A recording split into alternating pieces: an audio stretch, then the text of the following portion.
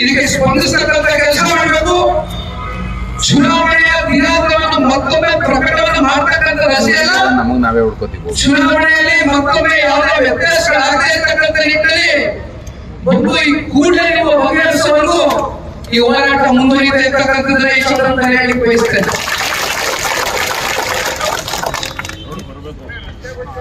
ಇಳಿಬೇಕು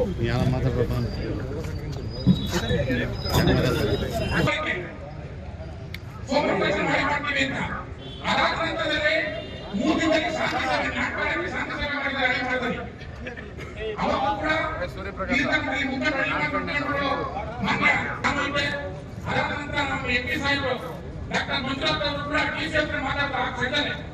ಇಲ್ಲ ಇಲ್ಲ ಶಾಂತಿ ಸಭೆ ನೀವು ಮುಖ್ಯ ತಗೋಬೇಡಿ, ದಯಮಾಡಿ ಸೋಮವಾರ 2ನೇ ಸತಿ ಮುಂದೂಡ್ತಕ್ಕಂಥ ಸೋಮವಾರ ಎಲೆಕ್ಷನ್ ಮಾಡಿ ಅಂತ.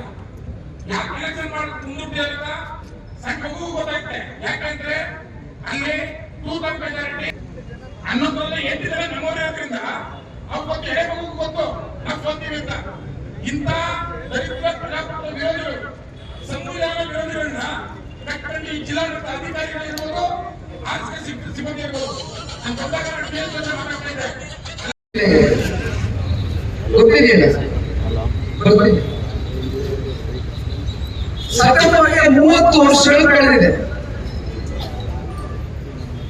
ರಾಜಕೀಯವಾಗಿ ಒಂದು ನೆಲೆಯನ್ನ ಕೈಕೊಟ್ಟಂತ ಜಿಲ್ಲೆ ದೇವೇಗೌಡರು ಸಾಹೇಬರಿಗೆ, ಕುಮಾರಣ್ಣನಿಗೆ.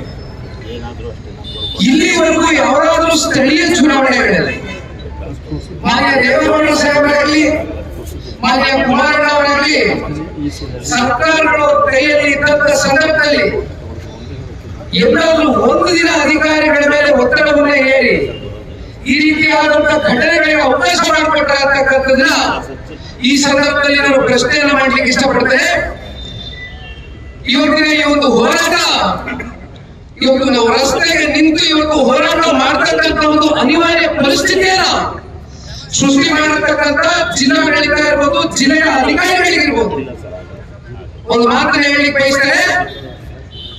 ಇವತ್ತು ಈ ಕೂಡಲೇ ಬೇಜವಾಬ್ದಾರಿತ್ವದಂತ ನಡೆಯನ್ನ ನಡ್ಕೊಂಡಿರ್ತಕ್ಕಂಥ ಒಂದು ಅಧಿಕಾರಿಯ ವಿರುದ್ಧವಾಗಿ ಇವತ್ತು ಆಹ್ವಾನ ಸಸ್ಪೆಂಡ್ ಮಾಡುವುದು ಜೊತೆಯಲ್ಲಿ ಇವತ್ತೇನು ನಿನ್ನೆ ಚುನಾವಣೆ ದಿನಾಂಕವನ್ನು ನಿಗದಿ ಮಾಡಿದ್ರಿ, ಮತ್ತೆ ಇನ್ನೊಂದು ದಿನಾಂಕವನ್ನ ಇವತ್ತೇ ನೀವು ಘೋಷಣೆ ಮಾಡಿ ಮತ್ತೆ 3ನೇ ಬಾರಿನೂ ಕೂಡ ಈ ರೀತಿಯಾದಂತ ನಿಮ್ಮ ಆಟಗಳು ಕಳ್ಳಾಟಗಳು ನಡೆಯದೇ ಇರತಕ್ಕಂಥ ರೀತಿಯಲ್ಲಿ ಅತ್ಯಂತ ಜವಾಬ್ದಾರಿಯಾಗಿ ಇವತ್ತು ಅಧಿಕಾರಿಗಳು ಒತ್ತೆ ಮಾಡಿಲ್ಲ ಅಂತಕ್ಕಂಥದ್ದಾದ್ರೆ ಈ ಹೋರಾಟ ಮುಂದುವರಿಯುತ್ತೆ ಅಂತಕ್ಕಂಥದ್ದನ್ನ ಒಂದು ಎಚ್ಚರಿಕೆ ಗಂಟೆನೇ ಇವತ್ತು ಜೆಡಿಎಸ್ ಪಕ್ಷದ ಕಾರ್ಯಕರ್ತರುಗಳು ಇವತ್ತು ಕೊಡ್ಲಿಕ್ಕೆ ಇಷ್ಟಪಡ್ತಾ ಇರ್ತಕ್ಕಂಥದ್ದನ್ನ ಈ ಸಂದರ್ಭದಲ್ಲಿ ನಾನು ತಿಳಿಸ್ಲಿಕ್ಕೆ ಬಯಸ್ತೇನೆ.